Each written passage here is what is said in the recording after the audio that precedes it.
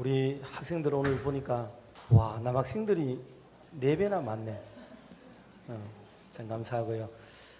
오늘도 그렇고 지난번에도 그렇고 기도 순서를 맡으신 권사님들이 아주 센스 있게 참 잘해 주시더라고요. 소위 말하는 인터벌, 간격 없이 그 마칠 때쯤 돼서 이렇게 미리 이렇게 기도자가 나오면 됩니다. 만약에 사회자가 딴소리 많이 하는 사람 같으면 언제 나와야 될지 타이밍을 모를 수도 있지만, 우리 교회 같은 경우는 이미 거의 공식적인 예배 언어가 다 확립이 되어 있기 때문에 찬송 마지막 절쯤 할 때 돼서 이렇게 나오면 딱 맞아요. 그리고 딱 오시고 그 다음에 마이크가 나오는지 안 나오는지 확인을 꼭 하셨다가 그렇게 해서 바로 기도를 해주시면 아주 분위기가 부드럽게 리드미컬하게 넘어가도록 하게 되겠습니다. 권사님들 지혜롭게 그렇게 잘해주셔서 대단히 감사합니다. 오늘 하나님 말씀 나누고 싶은 것은 성령의 기름 부으심이라는 제목으로 말씀을 나누려고 합니다. 오늘 나오는 이 본문은 주님이 이 세상에 오시기 전에 약 한 700여 년 전에 이미 메시아가 오실 것이다 하고 예언된 말씀의 내용이 이사야 본문의 말씀입니다. 예수님이 오시는 것이 그 메시아가 오시는 것이고, 그 오시는 방식에 있어서 성령의 기름 부으심을 통하여 사역을 하시게 될 텐데, 그 사역을 인해서 나타나는 여러 사역의 열매와 그 결과들이 일어나게 될 것이다 하는 말씀을 합니다. 예수님이 오셔서 그냥 사역하시는 게 아니고 그 사역의 주체를 성령 하나님에 의해서 모든 사역이 이루어지게 된다는 것을 강조하는 거예요. 사실은 구약에서 이미 예수 그리스도께서 오심과 약속은 누누이 되었기 때문에 예수님이 오신다는 데만 주안점이 있는 것이 아니고, 적어도 오늘 본문의 주안점의 내용은 그 오실 메시아가 오셔서 사역을 하실 텐데 그 사역을 어떤 힘으로 하시는가에 대해서 더 힘줘서 말씀을 하고 있는 그런 내용입니다. 그렇게 볼 때 주님의 사역은 온통 성령 하나님의 인도하심과 함께 하심으로 말미암아 구원 사역이 이루어지게 된다 하는 것을 말씀을 하게 돼요. 그리고 이것은 비단 메시아를 기다리는 사람들에게만 국한된 그런 말씀이 아니고, 오늘을 사는 성도들에게도 마치 하나님의 사역을 감당하려고 하면 어떤 자세와 태도로 하나님의 일을 해야 되는가를 알게 만들어주는 그런 본문이기도 해요. 그러니 저와 여러분들도 이 땅 가운데서 사역을 나름대로 하고 있다고 하지 않습니까? 그럴 때 그 사역이 우리의 의지나 노력이나 계획에 의해서만 이루어지는 것이 아니고 성령 하나님의 주도적인 역사에 의해서 하나님의 아름다운 사역이 많이 이루어지고, 그리고 좋은 열매 거두는 그런 저와 여러분의 사역이 될 수 있기를 주님의 이름으로 축복합니다. 그래서 고린도후서 1장 21절 말씀을 먼저 우리 한번 합독해 보도록 합시다. 우리를 너희와 함께 그리스도 안에서 굳건하게 하시고 우리에게 기름을 부으신 이는 하나님이시니. 아멘. 그러니 예수님을 통하여 사역하고 성령님을 인하여서 역사가 이루어지면 하나님은 어디 가시는가의 문제예요. 그리고 하나님은 섭섭해 하실 수도 있지만 이 성령을 보내신 분도 하나님이시고, 그리고 예수 그리스도를 이 땅에 보내신 분도 하나님인 줄 믿습니다. 그래서 모든 일에 주권을 가지고 계시는 분이 성부 하나님이시고, 그 일을 주관하시는 분, 직접 일하시는 분이 예수님이시고, 그 예수님이 그 성령의 도움과 협력을 인해서 하나님의 사역이 이루어지게 된다 하는 것을 보여주는 그런 성경 구절의 말씀이에요. 한 번 더 말씀을 드리면, 신구약 성경은 철저하게 삼위일체 하나님의 협력 사역으로 이루어지고 있습니다. 신학에서는 다루지만 이제 우리 성도들에게는 잘 알려지지 않는 부분이 있는데, 그게 바로 뭐냐면 구원 협약이라는 거예요. 구원 협약. 그것은 성부, 성자, 성령 하나님께서 삼위 하나님이 의논하세요. 협의를 해서 우리가 인류를 이렇게 구원하기로 하자. 구원 협약을 먼저 하세요.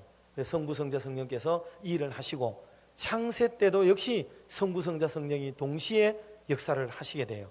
그리고 수없이 예수 그리스도를 이 땅에 보내시기 위하여서 선제 작업을 계속 하십니다. 선지자들을 보내고 꿈으로 이상으로 나타나시고 하나님의 성령으로 역사하시고 계속 끊임없이 그 사역을 하시다가 결국은 예수님이 세상에 친히 오시게 되고, 세례받을 때 사건도 성부, 성자, 성령이 동시에 역사하고 계시고, 오늘도 여전히 성부, 성자, 성령 하나님은 함께 역사하는 그런 시대가 오늘 시대인 줄로 믿습니다. 이 얘기가 왜 중요하냐면, 구약은 성부 하나님의 시대이고, 또 신약은 성부 하나님의, 성자 예수님의 시대이고, 지금 시대는 성령 시대라고 주장하는 이 세대론자들을 겨냥하기 위해서는 그렇게 말을 하게 되는 거예요. 이걸 우리가 그런 말을 들으면 되게 멋있게 들려서, 이야, 구약은 성부 하나님, 또 신약은 성자 예수님 오시고부터 역사 일어났으니까 지금 시대는 눈에 안 보이고 성천 이후에는 성령 시대, 이래 말하면 이게 그냥 너무 혹하고 멋있게 들리기 때문에 이게 아주 좋게 들려요. 그러나 이거는 옳지 않습니다. 그렇지 않고 성부, 성자, 성령 하나님은 항상 언제나 함께 역사를 해오신 인격적인 하나님이시라는 것을 우리 교단은 그렇게 믿고 있습니다. 이런 점을 여러분이 혼돈스러워하지 않기를 진심으로 바랍니다. 자, 이렇게 우리에게 기름을 부어주시는 하나님으로 인해서 우리가 이렇게 사역을 하죠. 그러니까 성령 하나님을 부르짖어야만 되지요. 그러나 그 배후에 보내주시는 하나님을 잊어버리게 되면 우리가 신학적으로 이렇게 삐딱해지게 될 수가 있기 때문에, 우리가 성령님을 보내달라, 내 마음에 오시기를 바라는 이 기도는 곧 성부 하나님과도 직결되어 있는 그런 알고 하는 기도가 되는 것이 더 좋겠다 하는 겁니다. 자, 우리 하나님께서는 우리 각자 심령 속에도 성령님을 다 보내어서 구원의 은혜를 저와 여러분에게 주신 줄로 믿습니다. 구원의 은혜는 우리의 노력과 의지로 된 것이 아니기 때문에 우리에게는 기쁨이고 다른 사람에게도 인정이 돼야 돼요. 그런데 우리 마음에는 내가 구원받은 것은 굉장히 당위성이 있고 당연하고 옳다고 생각하면서, 저 인간이 구원받는 것은 이게 도저히 받아들여지지 않는 생각을 많이 하게 돼요. 저 사람도 구원받습니까? 저 사람도 구원받았단 말이에요? 이렇게 묻는 그런 게 많아요. 그 의도가 뭐냐 하면, 그렇게 묻는 그 사람은 구원받기에 합당한데 저 사람은 객관적으로 볼 때 구원받을 사람이 아닌 것 같다는 얘기예요. 자기적 판단에 의해서 그렇게 이루어지게 되는 거예요. 기독교가 참 내가 볼 때는 구원받을 자격이나 조건이나 아무것도 없는 사람 같아도 구원의 역사는 하나님이 하시는 주권적인 역사이기 때문에 우리는 그것을 받아들이고 순응할 따름이에요. 이걸 우리가 잘 받아들이는 것도 이게 신앙이고 그 믿음이에요. 그런데 내 생각에 맞는 사람들은 모조리 구원을 다 시켜주듯이 하나님이 하시는 일을 동의하고 좋아하면서도, 맞지 않는 사람들은 아니라고 배척을 하는 생각을 갖고 있다면 하나님의 구원을 모독하는 일이 되기 때문에 신적 모독행위가 돼요. 그건 바람직한 일이 아니다 하는 것도 아셔야 되겠습니다. 자, 이것은 오늘 본론으로 드리고 싶은 말씀은 아니고요. 자, 이렇게 해서 우리 각자에게는 구원적 성령이 오셔서 내주하고 계세요. 내주. 하나님은 떠나지 않습니다. 저와 여러분의 속에서 늘 상주하고 계시고 항상 머물고 계십니다. 주의 성령이 우리 안에 계속 계세요. 다만 우리가 하나님의 성령을 의지하지 않고 드러내지 않고 하나님의 성령이 역사하지 못하게 만들고, 그래 하나님의 성령의 지배와 다스림과 통치를 내가 받으면서 살아야 되는데 성령 하나님을 무시하고 또 깔아앉게 만들고 주인된 자리에 내가 앉고, 그리고 마귀와 사탄과 죄가 나를 다스리고 지배하도록 그들에게 자리를 내어놓고 살아가는 방식을 취하고 있기 때문에 성령이 역사하지를 않으시게 되는 거예요. 그래서 우리는 그것을 보고 성령이 없다, 떠나갔다 이렇게도 말을 하지만, 뜻은 이해가 되지만 말은 그런 뜻이 아니죠. 그런 게 아니고, 우리가 하나님의 성령은 내 안에 늘 계신다. 구원적 은혜를 경험한 사람에게는 성령이 계속 계십니다. 그러니 성령 충만하다는 말의 의미는 또 다른 성령이 우리에게 온다는 의미가 아니고, 내 안에 계시던 그 성령이 열심히 활동을 하시게 되고 사역을 하시게 되고 하나님이 기뻐하시는 내 안에 성전이 이루어지게 되고 주님의 영광을 막 드러내려고 하는 이런 마음이 생기고, 그래서 성령이 주도권을 가지고 행사하시도록 만들면 내 안에 성령이 활발하게 움직이시는 이런 아름다운 것들을 보게 될 수가 있습니다. 언젠가 말레이에 우리가 선교를 갔는데 그 선교사님이 당시 한 15년 정도 선교를 하신 지가 됐는데 상당히 익숙해져 계시고, 선교지에는 누구도 간섭을 하지도 않고 스스로가 그야말로 셀프 컨트롤을 하지 않는다면 자기에게 잔소리하는 사람도 없어요. 그러다 보니 영이 깔아앉아 있어요. 되게 영이 힘들어하고 피곤해하고 지치고 막 그렇게 고달파하는 것을 한눈에 우리가 알 수가 있겠더라고요. 그런데 같이 산지에 들어가서 막 찬송을 한두 시간 했던 것 같아요. 열정적으로 부르고 막 뜨겁게 찬양하고 그랬더니 선교사님이 초기에 가졌던 그 열심이 막 회복되고 뜨거움이 살아나면서 나중에는 천사 얼굴처럼요, 얼굴이 환하게, 처음에는 보여주기 위해서 할 수 없이 저 먼 데까지 가자고 하니까 세상에 선교사에게 끌리지 않고 선교사를 끌고 다니는 팀도 많지는 않아요.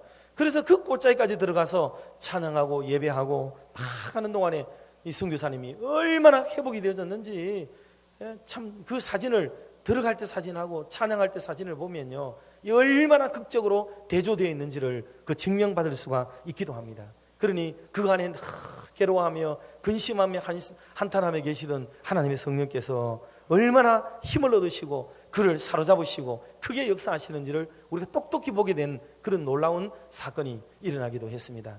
그때 성령이 밖에 있다가 들어오시는 게 아니고 그분 안에 늘 계시던 성령께서 더 활동을 하시게 되도록 자기를 주님께 드림이 되면서 그런 일이 벌어지기도 했다 하는 것입니다. 그러므로 오늘도 저와 여러분 속에도 하나님의 성령이 지금도 계시는 줄 믿으시기를 주의 이름으로 축복합니다. 다만 하나님의 성령이 크게 역사하시도록 우리가 기쁜 마음으로, 즐거운 마음으로 내 마음을 확 열고 주인이 되셔서 나를 통치하고 다스리시기를 기뻐하면서 저와 여러분의 인격을 하나님께 드릴 때에 하나님의 성령이 더 크게 역사하게 될 줄로 믿습니다. 그걸 우리가 경험을 해야만 되는 겁니다. 그러면 하나님의 성령이 오셔서 역사를 하시게 되면 나타나는 현상들을 오늘 1절에서 보면 한 3가지를 말씀을 하고 계세요. 그 내용들을 오늘 본론으로 말씀을 조금 드리도록 하겠습니다. 첫 번째, 성령이 오시면 하는 사역이 뭐냐면 가난한 자들에게 복음을 전하신다 그랬습니다. 가난한 자들에게 복음을 전하신다. 그 1절에 나오는 말씀에 여호와께서 내게 기름을 부으사 가난한 자에게 아름다운 소식을 전하게 하려 하심이라. 이게 첫 번째로 나타나는 성령이 내게 계시는 역사의 증거가 이거예요. 막 복음에 대한 열정, 그 기름 부음에 대한 열정은 복음의 열정으로 이루어지게 되고 그 복음의 열정은 판단을 하게 되는데 그 가난한 자의 심령을 불쌍히 여기는 마음이 생기게 돼요. 성령이 내게 오면 내 자신이 얼마나 가난한 자인가를 깨닫게 만들어요. 내가 부족한 자인지를, 내가 연약한 자인지를, 내가 하나님 없이는 안 되는 사람인 것을, 내가 주의 성령을 받아야만 되는 사람인 것을 그 자복하게 되고 깨닫게 되고 그 하나님께 굴복하게 되는 태도를 가지게 되는 거예요. 그래서 내가 얼마나 부끄러운 존재인지를, 연약한 존재인지를 그것을 알게 되는 것이 성령이 오셔서 우리에게 하시는 일입니다. 그러니 자기를 내게 하나님 앞에 굴복시키는 일이 일어나겠죠. 그래서 수종 들게 만들고 자기를 낮추는 일이 막 일어나게 되는 겁니다. 그리고 복음이 없는 사람들, 가난한 사람들이 눈에 보여요. 그 영혼이 가난하고 그 심령이 가난하고 그가 영적으로 괴로워하고 고통 속에 있는 것을 바라보게 되는 그 눈이 열리게 되고, 그러니 당연히 따라오는 귀결로서 그들에게, 이 가난한 자들에게 복음을 증거해야 되겠다는 열망이 그 속에 생겨나게 되는 일이 벌어지게 되는 겁니다. 라오디게아 교인들은 아시아 교회 중에 하나죠. 라오디게아 교회는 안약을 사서 눈에 바르라는 처방을 받습니다. 안약을 사서 눈에 바르라. 그것은 자기가 생각하는 거예요. 나는 부요해서 부족함이 없다 라고 얘기를 하는 거예요. 생각을 계속 그렇게 하는 거죠. 그 약을 좀 사가지고 제대로 발라봐라. 네가 얼마나 가난하고 네가 얼마나 영적으로 지금 피폐하고 그렇게 심령이 메말라 있는지를 네가 네 자신을 들여다보라는 거예요. 그런데 그게 안 보이고 다른 사람에 대해서만 못한 것만 보이고 나는 부자라, 나는 대단한 사람이라는 그런 생각이 사로잡히게 되니까 하나님의 성령의 역사가 나타나지 않는다는 것을 보여주고 있는 겁니다. 요즘은 신종어 중에 하나가 갑질이라는 말이 나왔습니다. 갑질. 오전에도 잠시 말씀을 드렸지만 교회가 갑질을 너무 하면 안 됩니다. 교회는 언제나 섬기는 태도, 낮아진 태도로서 그리스도의 복음에 수종드는 사람이 돼야 되는데 우리가 모든 권위자가 되고 결정권자가 되고 주권자가 되어서 행사하려고 하는 이 갑질 행세가 교회에서 진행되는 동안에는 하나님의 영광도 성령의 역사도 일어날 수가 없어요. 성령은 언제나 참 미천하게 여기고 자기를 가난하게 여기고 그리고 부족하다 여기는 그래서 정말 하나님의 도움이 아니면 안 된다고 여기는 그런 사람들에게 성령이 역사하는 거지, 이만하면 됐고 갖추었고 대단하다고 여기는 그런 사람에게 성령이 역사하지 않는다고 해요.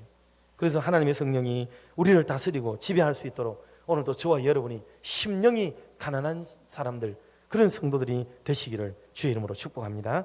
마태복음 5장 3절 말씀 한 번 더 같이 합독해 보도록 합시다. 심령이 가난한 자는 복이 있나니 천국이 그들의 것임이요. 아멘.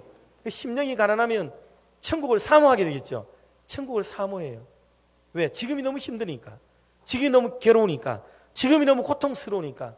그래서 그 놀랍고 아름답고 행복한 그 나라 천국을 사모하는 마음이 생기는데, 지금 우리 중에는 천국을 사모하는 사람이 과연 얼마나 있겠는가 하는 생각도 가져보게 됩니다. 왜냐하면 지금이 천국보다는 훨씬 낫다고 생각하기 때문에 그럴 수도 있습니다. 그러니 내가 가난해야 돼. 찢어지게 가난하고 힘들면 하나님의 나라를 사모하는 정도가 깊어지게 되고 하나님을 의존하게 되는 마음이 깊어지게 되지만, 지금은 천국이라는 개념이 거의 지금 우리에게는 필요 없는 게 되고만 일이 되었는지도 모를 만큼 우리는 부요한 사람이 되어지고 말았습니다. 라오디게아 교인과 진비 없는 삶을 우리가 지금 살고 있는 거죠. 그래서 가난한 자를 바라보게 되고 낙심한 자를 바라보게 되고 주님이 필요한 사람들 찾아보게 되고 그들에게 도움을 주고 복음을 베풀고 나누어 주려고 하는 이런 마인드가 그 성령의 역사로 나타나게 되는 거예요. 성령의 역사, 하나님의 성령이 나타나면 고린도서에 나타나는 은사도 물론이지만은 사도행전 1장에 오면서 나타나는 성령이 너희에게 임하시면 너희가 권능을 받는데, 그 권능이 뭐냐면 예루살렘과 온 유대와 사마리아와 땅끝까지 이르러 복음을 증거하는 그 권능, 그 은혜, 그 능력을 받게 되는 것이라고 성경은 말씀을 하고 있습니다. 사도행전은 성령 행전이라고 얘기를 해요. 성령에 대한 얘기는 고린도서에 나오는 것이 아니고 고린도서를 넘어서서 실제로는 사도행전에 성령의 역사들이 나타나는 것을 말하기 때문에 성령행전이라고 얘기합니다. 그러면서 복음이 어떻게 증거되는지, 교회가 어떻게 세워지는지, 하나님의 사람들이 어떻게 세워지는지, 역사가 어떻게 나타나는지를 상세하게 다루고 있는 성령의 행전이 바로 사도행전에 기록된 말씀들이에요. 이 말씀들을 우리가 깊이 생각하면서 정말 하나님의 성령으로 가득 차서 가난한 자들을 불쌍히 바라보게 되고, 또 내 스스로도 나의 이 존재와 입장을 철저하게 잘 바라보고 하나님의 도우심과 하나님의 그 인도하심을 바라고 소망하기를 즐거워하는 저와 여러분이 되시기를 한 번 더 주님의 이름으로 축원합니다. 두 번째로 성령이 오셔서 하시는 일이 마음이 상한 자를 치료해 주신다 말씀했습니다. 1절 말씀에 보면 나를 보내사 마음이 상한 자를 고치며 그랬습니다. 성령을 기름이라고 표현을 합니다. 이 기름은 여러 의미가 있어요. 사역을 할 때 왕이나 제사장이나 선지자들에게 부었던, 그래서 사역, 사명을 주기 위한 행보로서 기름을 붓는 것도 있습니다. 그러나 또 다른 기름은 치료와 회복을 위한 기름이죠. 그 상처에 기름을 부어서 그 아픔이 잠시는 더할지 모르지만은 금세 회복 국면으로 바뀌어지게 되어지고 고통받는 자들을 위로하고 치료해주고 빨리 아물도록 만들어주는 일은 이 성령이 오셔야 되는 일이에요. 사람이 할 수가 없어요. 사람은 스크래치를 내는데 빠른 사람이고 상처를 내는 데만 기여할 수 있지 사람의 위로가 잘 안 돼요. 하나님의 마음이 위로가 돼야 됩니다. 때로는 우리가 위로한답시고 가가지고 상가에 가서 상처를 더 주고 오는 일들도 많고요. 병원에 가서 콕콕 지르고 오게 되는, 본인은 그렇게 하려고 한 건 아니지만 나도 모르게 행한 행동과 말들이 더 환우들에게 불편함과 아픔을 주고 오는 경우도 많습니다. 사람은 그런 연약한 존재예요. 본래의 마음과 뜻과는 상관없이 반대 국면으로 행동하게 되고 다른 사람에게 그렇게 해석되어지는 연약한 존재가 우리예요. 그래서 하나님의 성령이 다만 가셔야 됩니다. 가시니까 이 마음의 상처를 받았던 사람들이 하나하나 치료와 회복의 역사가 일어났는데, 이 독자를 잃고 상심해 있는 나인성 과부를 주님이 치료해 주시고, 외동딸을 잃고 울고 있던 야이로를 하나님이 치료해 주십니다. 상하고 찢겨진 그들의 마음을 위로하고 추스려주고 쇠임 얻도록 만들어줍니다. 오라비를 잃고 울고 불고 지내던 마리아와 마르다 자매를 위로해주고 그들의 상한 마음을 고쳐주십니다. 그런데 이 마귀의 역사는 언제나 달라요. 어떤 사건과 일만 있으면 오히려 사람의 마음을 빈정되게 만들고 삐딱선을 타게 만들고 고통을 주고 아픔을 주고 상흔이 생기도록 계속 노력을 기울입니다. 사람의 마음을 찢어놓는 거예요. 아프게 만들고 괴롭게 만듭니다. 여러분, 마귀가 일 없이 그렇게 할까요? 논리 없이 그렇게 할까요? 그들이 굉장한 논리와 사변적이고 개변적인 내용을 가지고 사람들을 아프게 만들고 당위성을 가지고 다가갑니다. 우리는 다 그게 그런 줄 알아요. 그러나 아파해보면 압니다. 어느 것이 잘못되었는지를. 시간이 지나면서 깨닫게 되고 알게 되어지고 이게 그런 것이 아니었다는 것을 하나하나 알게 되어지고 고쳐지고 수정되게 됩니다. 물론 그렇게 하는 동안에 우리는 건강해지고 더 튼튼해지고 더 단단해지는 결과를 얻습니다. 다만 하나님의 성령께 의지해서 치료와 회복의 국면으로 접어든 사람들에게는 그런 놀라운 은혜가 있기도 하지만 상당수의 사람들은 그것 때문에 나가 떨어져 버린다는 사실이에요. 그들이 원하는 것은 그렇게 이뤄진 영혼들을 기뻐하고 그렇게 해서 떨어지는 사람을 즐거워하고 있고 그것을 부추기고 그것을 기다리고 있다는 것을 우리는 잊지 말아야 합니다. 그리스도인들은 동일한 일을 처리하는 것도 처리하는 방식이 달라야 돼요. 세상 사람들하고는 다분하게 다른 방식으로 이 일을 처리하고 해결하려고 하는 하늘의 지혜를 얻어야만 되는 것입니다. 그래서 성령께서 상한 마음을 싸매어 주시고 위로해 주시고 낫게 해 주시게 될 때 그때 기름이 우리에게 오는 거예요. 기름이 우리 속에서 일어나서 그게 우리에게 부어지고 하면 소생하게 되고 이 신경과 세포와 이런 것들이 하나하나 다시 상합되고 봉합되고 연락되면서 제자리를 찾아 들어가게 되는 이 놀라운 역사가 우리 속에서 이제 일어나게 되는 거예요. 상처를 이렇게 만났다가 실질적으로 상처를 만났다가 이게 회복 국면으로 이렇게 접어들 때 느낌 여러분 아시죠? 저도 손가락을 한번 다친 적이 있었는데 뭐 어떻게 하다가 퍽 하면서 그냥 되는데 이게 얼마나 힘을 못 썼는지 괴롭더라고요. 그런데 어느 순간 가니까 이게 연결되고 있다라는 느낌이 이렇게 올 때 있잖아요. 그때는 막 보호만 하고 막 이래만 했는데 어느 순간 되니까 이게 지탱이 되고 힘이 되고 이제 막 그렇게 되는 단계로 접어들 때가 있어요. 그때가 되면 얼마나 기쁘고 자신감이 생기고 용기가 생기는지 막 새 힘이 생겨나고 그런 게 있습니다. 여러분, 상처와 아픔은 항상 우리에게 괴로움과 고통을 주지만 늘 그렇게만 주는 건 아니에요. 그것은 새로운 기쁨과 만족을 주고 우리를 한 단계 더 성장시키기 위한 방편으로 언제나 우리에게 이런 것들이 다가오기도 한다는 것을 알아야 합니다.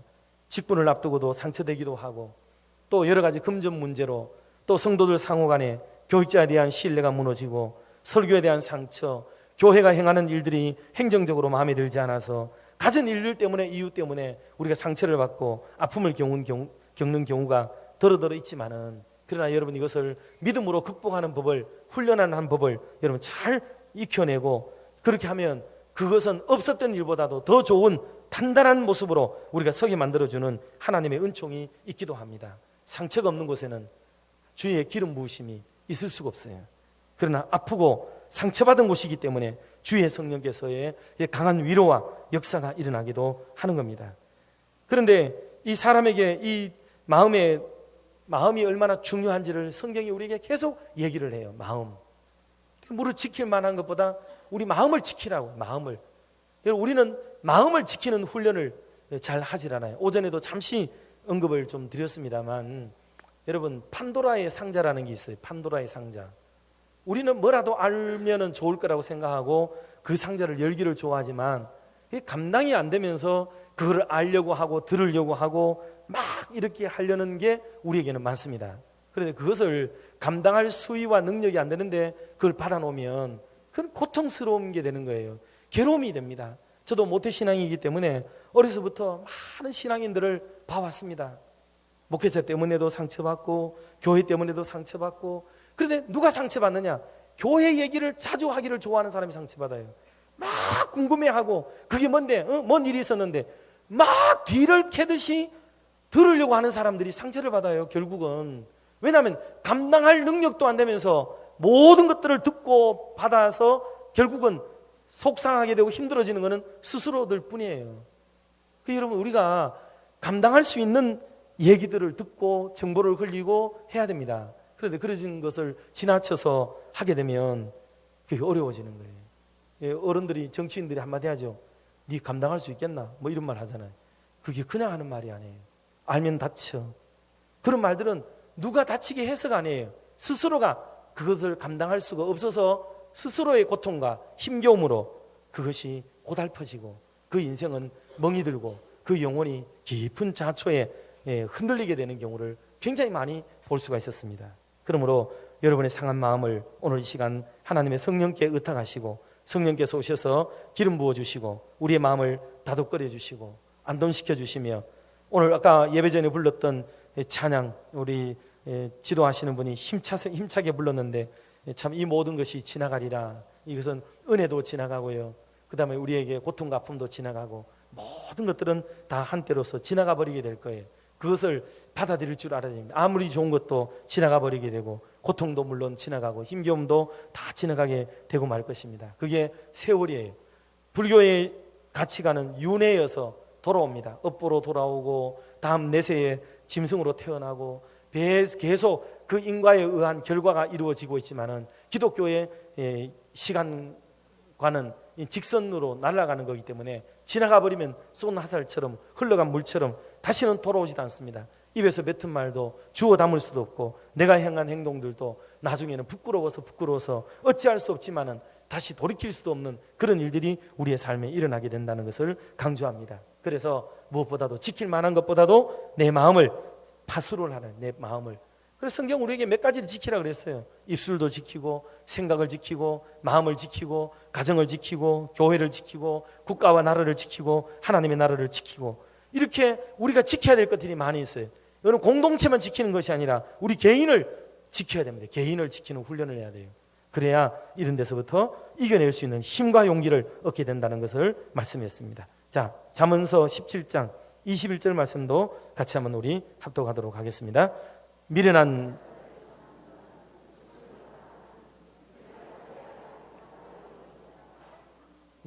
하나님 말씀이기 때문에 아멘 합니다만 제가 성경 구절을 잘못 적어준 것 같습니다. 마음의 즐거움은 양약이라도 심령의 근심은 뼈로 마르게 하느니라 하는 말씀인데 우리가 이 근심을 하게 되면 이 근심이 우리에게 와서 뼈까지 상하게 만들고 아프게 만들어요. 골다공증만 위험한 게 아닙니다. 많은 근심으로 그의 삶을 지속적으로 살게 되면 사람에게는 육체적인 스트레스보다도 이 정신적인 스트레스가 그를 억누르게 될 때에 모든 육체에 뻑뻑 터져나가고 어려움이 생겨나게 된다는 것을 우리가 압니다. 그때는 수위를 낮춰야 돼요. 너무 계속해서 소리를 지르지 말고 너무 계속해서 억울해하지 말고 너무 계속해서 속상해하지 말고 자기 스스로의 텐션을 자기가 좀 조절할 수 있도록 노력을 기울여야 됩니다. 왜냐하면 내게서부터 마음의 즐거움을 빼앗기게 되어지면 이걸 누가 해보게 해줘요? 와이프가 해주지도 않아요. 남편이 해주지도 않아요. 자식이 해주시는 것도 아닙니다. 병원에 데려가는 게 잘하는 일 같지만은 여러분 우리를 자기를 스스로들이 건사하지 못하면 누구도 대신 못 해주는 거예요. 아무리 옆에서 간호를 해줘도 고통을 당하는 자는 환우 자신이에요. 그러므로 자기가 자기의 병에서부터 고치도록 또는 이렇게 그게 병에 걸리지 않도록 주의하는 이런 것은 스스로들이 할 수밖에 없어요. 저도 아내를 많이 의존하는 편이 됐더라고요. 많이 의존하는데 제가 아무리 있어도 제 대신 막 들고 뛰어주진 않더라고요. 자기는 뛰고 맨날 이거 하고 뭐 저거 하고 뭐 하는데 나를 위해서는 하나도 뛰어주지 않더라고요. 다른 거는 다 해줘요. 뭐 얼마나 서비스도 좋고 잘해주는데 저는 농담인 줄 알았어요. 어른들이 하는 말이 화장실 대신 못 간다는 말 하잖아요. 그거는 그냥 그 말인 줄만 알았어요. 근데 살아보니까 아무리 잘해줘도 자기가 해야 될 일이 있는 거예요. 자기가 해야 될 영역이 있어요. 그거는 누구도 대신해 줄 수 있는 게 아닙니다. 누구를 기대지 마세요. 의지하지도 마세요. 신앙에도 상처와 아픔과 힘겨움을 겪으면 스스로들이 이겨낼 수밖에는 길이 없는 거예요. 옆에서 위로는 될 수는 있어도 그 상처를 아물게 해주는 것은 아무도 못합니다. 오직 하나님의 성령께서만 우리를 다스리고 위로해 줄 뿐이라는 것을 우리가 알아야만 하는 겁니다. 그러므로 오늘 여러 가지 힘겨움과 아픔과 상처, 고통 호소하고 계시는 우리 사랑하는 성도 여러분, 어떤 이유와 사연이 있든지 간에 하나님의 성령으로 말미암아 여러분에게 치료와 회복의 놀라운 은혜가 경험되기를 주님의 이름으로 축복합니다. 마지막 세 번째는 포로된 자에게 자유를 주시겠다, 그렇게 말씀했습니다. 역시 1절 마지막 부분에 가면 포로된 자에게 자유를, 갇힌 자에게 노임을 선포하며 그렇게 말합니다. 인생의 비극은 어디에 매이는 겁니다. 매이는 거. 사람이 어디에 탁 매이면 그 매이는 것 때문에 그 자기 개인의 행동과 개인의 삶을 살 수가 없게 되는 거죠. 그러니까 내가 어디에 매이는가가 대단히 중요해요. 내가 여기 매여서 이익이 있는 데면 몸을 담고 매여도 괜찮지만 여기에 괜히 발을 잘못 들이놨다가 빼도 박도 못하겠다라고 판단되는 뭐가 우리에겐 있어요. 그걸 우리가 지혜롭게 잘 판단을 해야 인생이 복잡해지지가 않고 아주 심플하면서도 힘있게 그리고 자유롭게 살아갈 수가 있게 돼요. 지나치게 어디에 소속도 안 돼서 나를 보호하고 지켜줄 때도 없이 살아가는 자유방임하는 것도 물론 바람직한 건 아니에요. 적절하게 어느 정도의 소속감을 가지고 공동체 의식 속에 살아가는 것이 지혜이기도 합니다. 저는 담임을 하면서 독일에서도 그렇고 여러 번 봤어요.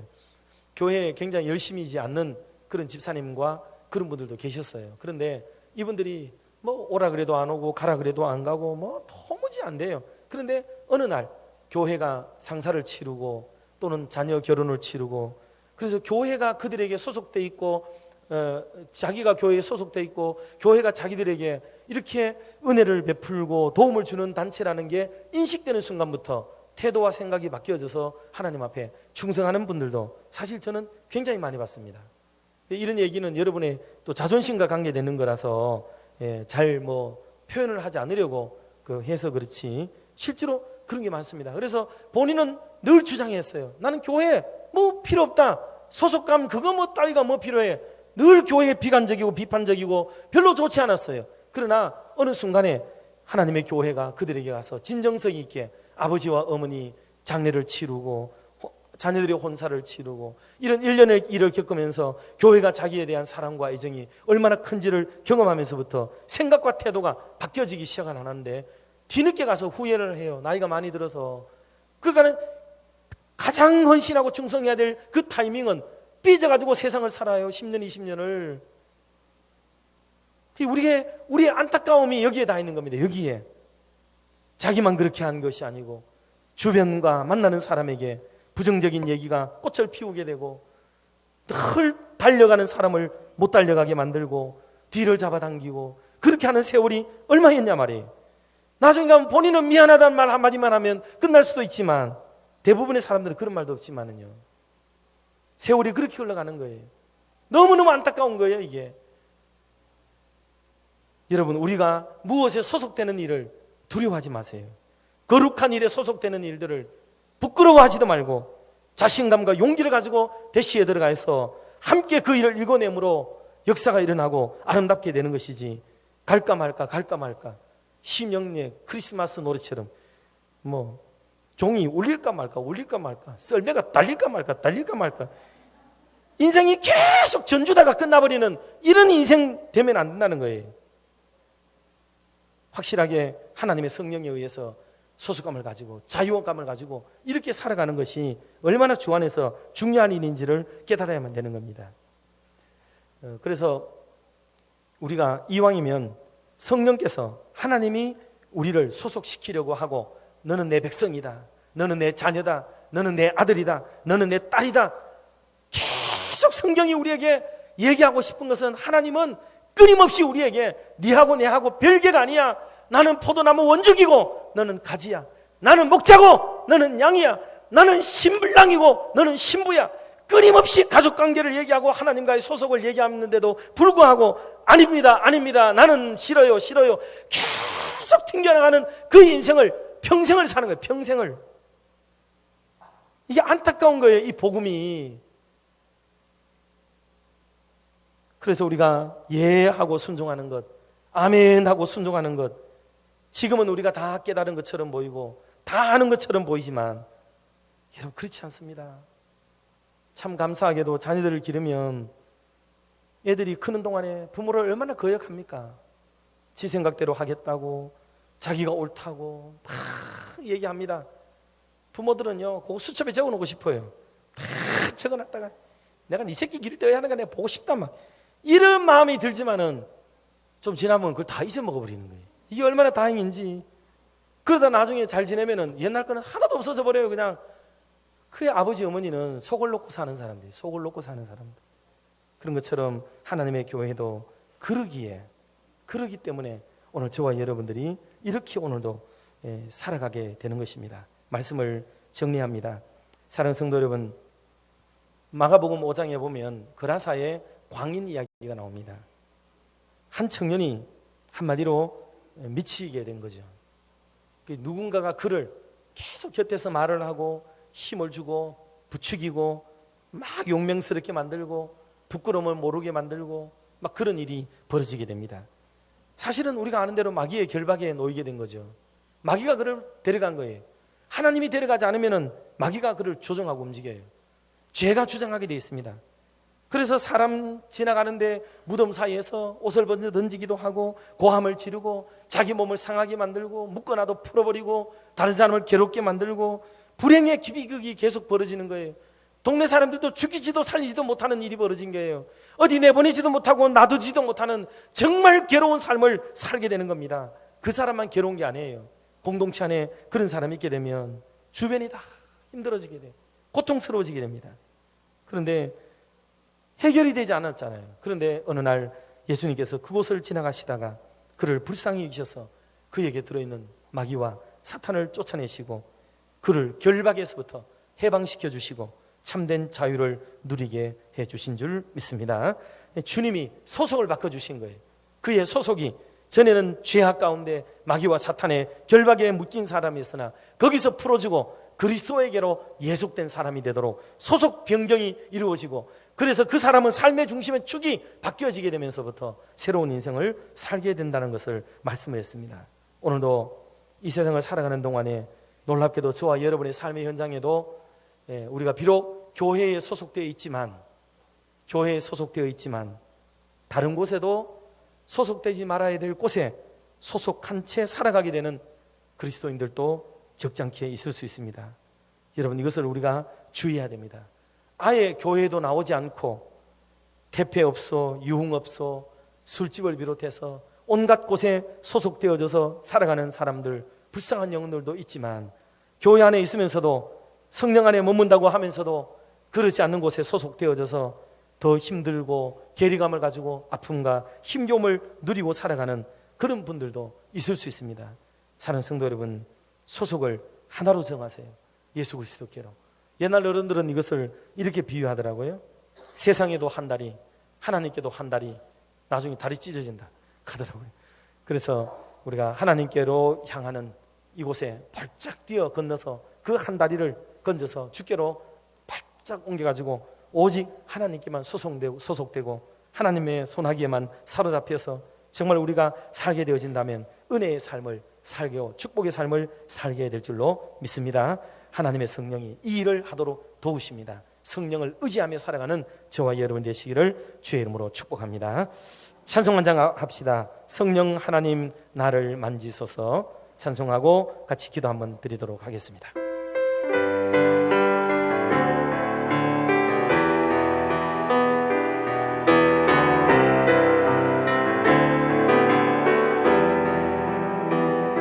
성령 하나님 나를 만지소서.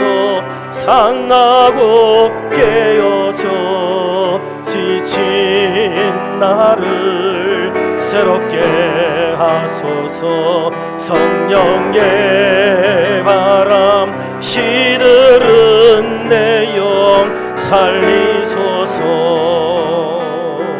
성령 하나님 이 땅 고치소서.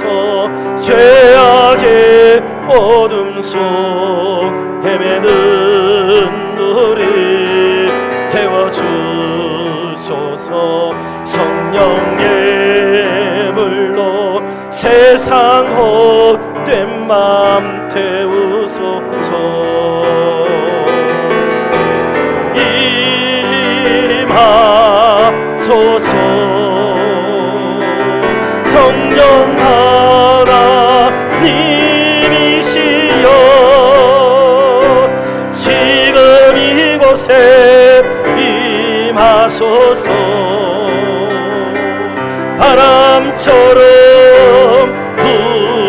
불처럼 성령이여 임하소. 한 번만 다시 더 하도록 합시다. 성령 하나님 나를 만지소서. 상하고 깨어서 지친 나를 새롭게 하소서. 성령의 바람 시들은 내 영 살리소서. 성령 하나님 이 땅 고치소서.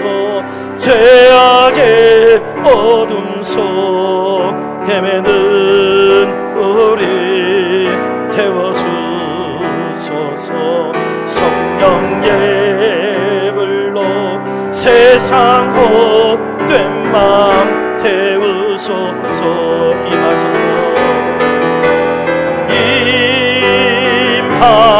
임하소서. 성령 하나님이시여 지금 이곳에 임하소서. 바람처럼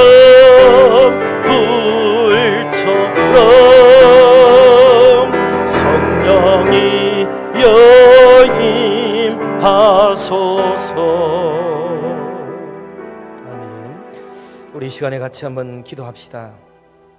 기도할 때에 우리가 다른 것 많은 기도의 제목이 있지만 오직 한 가지에만 좀 집중하면 좋겠습니다. 하나님의 성령이 내 안에 지금 계시는가? 계시다면 하나님이 나를 기뻐하고 계시는가? 그리고 내가 주님의 기쁨이 되고 있는가? 주님이 정말 원하시는 한 사람의 예배자로 내가 지금 매주 서고 있는가? 정말 주님을 기쁘게 할 용의가 내게는 있는가? 주께서 내게 뭐라고 말씀하시면 예하고 순종할 준비가 내게는 참으로 되어져 있는가? 사람을 속일 수는 있어도 하나님을 속일 수는 없는데 하나님께서 이 시간 나에게 사로잡아 주시고 나를 하나님의 성령으로 더욱 충만케 하시고 내 사역에도 빛을 더해 주시고 은혜를 더 주시기를 위해서 기도하시고 상처 있는 영혼들이 하나님의 성령으로 인해서 치료와 회복의 역사를 얻고 새 힘을 얻는 그런 역사가 있기를 위해서 성령만 우리에게 오시면 모든 게 다 해결이 되고 다 모든 게 원만하게 끝을 맺을 수 있기 때문에 치료와 회복의 역사가 일어나고 육신적으로도 고통과 아픔을 겪고 있는 성도들이 다 치료되고 회복되는 것도 성령께서 정말 우리에게 크게 기름 부어주시고 역사하시면 될 줄로 믿습니다. 그래서 하나님의 성령으로 충만케 하셔서 우리 가운데 사랑의 마음이 가득하고 그 은혜의 물결이 흘러넘쳐서 하나님의 교회가 정말 사람이 지배하고 통치하고 계획 속에 이루어지는 교회가 아니고 하나님이 다스리시고 하나님이 통치하시고 우리는 다만 아멘 아멘 하며 나아가는 아름다운 하나님의 교회가 되기를 소망하는 마음으로 오직 한 가지 주의 성령이 나를 지금 이 시간 다스려 주시기를 위해서 우리 주님 이름 한번 부르고 같이 통성으로 기도하도록 하겠습니다. 주여 아버지 하나님 아버지 이 시간에 우리가 마음을 다하여 주님 앞에 부르짖습니다. 이 시간도 하나님의 성령께서 우리 안에 내주하신다 하시는데 하나님으로도 주인된 자리에서 나를 다스리시고 나를 통치하고 계시는지 돌아보게 됩니다. 하나님 나의 주장이 너무 강하고 나의 생각이 너무 강하고 내가 너무 지배적이어서 하나님 나를 내가 주장할 뿐만 아니라 하나님의 성령조차도 내가 굴복시키고 있지는 않는지 돌아보게 하여 주시옵소서. 주님이 오시옵소서. 우리를 다스려 주시옵소서. 우리의 심령을 통치하여 주옵소서. 우리의 육신을 지배하여 주시기를 원하옵나이다. 나에게 있는 나쁜 습관들이 하나님 고쳐지게 하여 주시옵시고 주의 성령의 지배함을 따라서 하나님이 기뻐하는 아름다운 몸으로 살아가도록 역사하여 주시기를 원합니다. 나의 시간을 주께 드리기를 원합니다. 주님이 기뻐하는 시간을 살게 하여 주시고 하나님의 시간을 살게 하여 주시기를 간절히 빌어 원하옵나이다. 시간을 잘 낭비하게 하시고 주님의 영광 드러내는 일에 주님이 기뻐하시는 일에, 하나님의 영광이 나타나는 거룩한 일에 내 자신을 드릴 수 있는 은혜의 삶을 각오하도록 축복하여 주옵소서. 환우들을 사랑하여 주옵소서. 불쌍히 여겨주시기를 원합니다. 고통받는 부위 신체 조직 하나하나, 세포 조직 하나하나 주께서 만드셨사오니 하나님 역사하여 주옵소서. 어루만져 주시옵소서. 성령으로 기름 부어 주시옵소서. 그래야 환부가 치료되고 깨끗이 회복되어지며 제 기능을 발휘하게 도와주시옵고 하나님의 영광의 도구로 멋지게 쓰임받을 수 있는 인생의 후반부가 되도록 인도하여 주시옵소서. 심령이 상한 영혼들도 주님께서 아시오니 찾아가 주시고 위로하여 주옵소서. 어떤 이유와 또 사정 때문에 하나님 그리하였건 주께서 그들을 위로하시고 평안의 길로 인도하시며 하나님이 쓰시기 합당한 아름다운 사람들로 성숙해질 수 있는 좋은 계기가 되도록 축복하여 주옵소서. 우리의 마음을 지키게 하여 주시옵소서. 성령이 거하는 천이다 하셨사오니 하나님만 기뻐하시는 아름다운 성소를 준비하며 예비하며 나갈 수 있도록 인도하여 주시옵소서. 오늘 엎드려 부르짖는 우리의 기도에 응답하여 주시옵소서. 하나님 아버지, 오후 시간에도 나와 예배하고 또 찬송 올려드리고 기도하며 또 주신 말씀 마음에 담습니다. 하나님이 위로하여 주시고 주의 성령이 계시지 않음으로 인하여, 아니 주의 성령께서 우리 속에서 역사하지 않게 됨으로 인하여 하나님 한탄하시게 되고 또 우리 스스로는 또 기고만장하여 우리 마음대로 자행자제하며 살아가고 있지 않습니까? 하나님 용서하여 주시고 이제 나의 성령, 주의 성령을 근심시키며 한탄시키지 않도록 도와주시오며 주님이 원하시고 기뻐하시는 아름다운 삶을 살기를 더욱 각오하도록 도와주옵소서. 하나님의 성령이 내 안에서 크게 역사하시도록 우리 자신을 드릴 수 있는 심령들이 되게 역사하여 주옵소서. 주의 영광 그리하여 같이 바라보게 하여 주시고 하나님의 영광의 도구로 쓰임받는 은총이 있게 하여 주시옵소서. 우리 자신들 의의 병기로 드릴 수 있도록 인도하여 주시옵소서. 성령을 소멸치